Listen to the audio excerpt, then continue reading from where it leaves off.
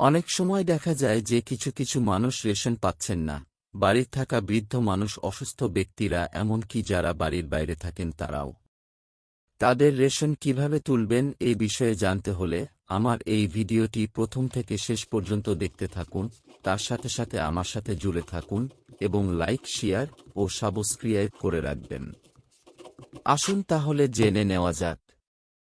পশ্চিমবঙ্গ সবার জন্য রয়েছে খাদ্য রেশন ব্যবস্থা। এই খাদ্য রেশন ব্যবস্থা থেকে একজন গ্রাহকও বঞ্চিত হবেন না। রেশন দোকান থেকে জিনিস পাবেন সবাই। আগেই কথা জানিয়েছে পশ্চিমবঙ্গ সরকার। এখন রেশন দোকানে আঙুলের ছাপ দিয়ে রেশন সামগ্রী তোলার ব্যবস্থা করা হয়েছে। যাতে রেশন নিয়ে কোনো দুর্নীতি না হয় সেই জন্যই এই পদক্ষেপ। সেই সঙ্গে আসল গ্রাহক বা উপভোক্তাই যাতে সেই জিনিস পান তাও নিশ্চিত করা হয়েছে এই উদ্যোগে। কিন্তু এই ক্ষেত্রে সমস্যার মধ্যে পড়তে হয় বয়স্ক গ্রাহকদের। কারণ শারীরিক অসুস্থতা বা নানা কারণে তারা রেশন দোকানে যেতে পারেন না।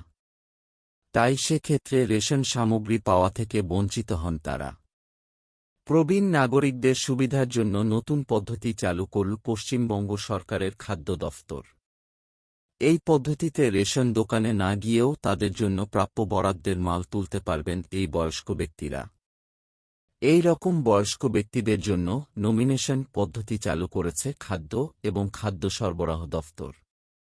একটি নির্দিষ্ট ফর্ম পূরণ করেই সহজেই এই কাজ করতে পারবেন তারা।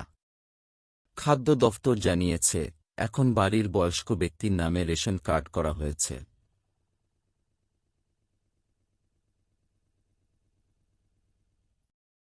পরিবারের কর্তার নামেই রেশন কার্ড।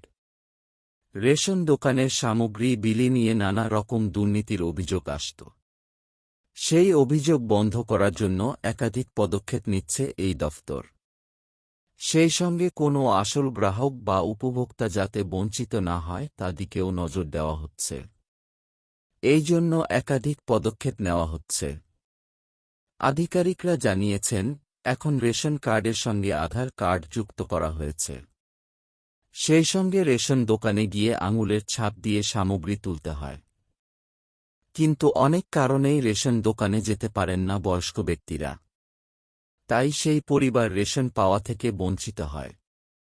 তা যাতে না হয় সেই জন্য নমিনেশন বা মনোনয়ন পদ্ধতি চালু করা হচ্ছে।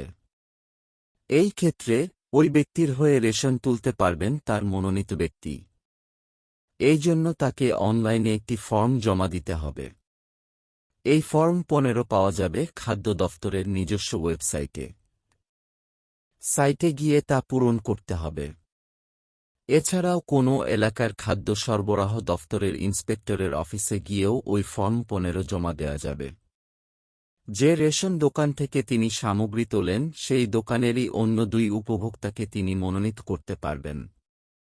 নিজের পরিবারের বাইরে এলাকার 2 জন গ্রাহক যাদের রেশন কার্ড যুক্ত আধার কার্ডের সঙ্গে তারাই ওই ব্যক্তির হয়ে রেশন তুলতে পারবেন। ওই ব্যক্তিরা নিজেদের আঙুলের ছাপ দিয়েই বয়স্ক ব্যক্তির হয়ে রেশন তুলতে পারবেন। আজকের ভিডিও এই পর্যন্ত। আবার ফিরে আসছি নতুন কিছু নিয়ে। ভালো থাকবেন, সুস্থ থাকবেন।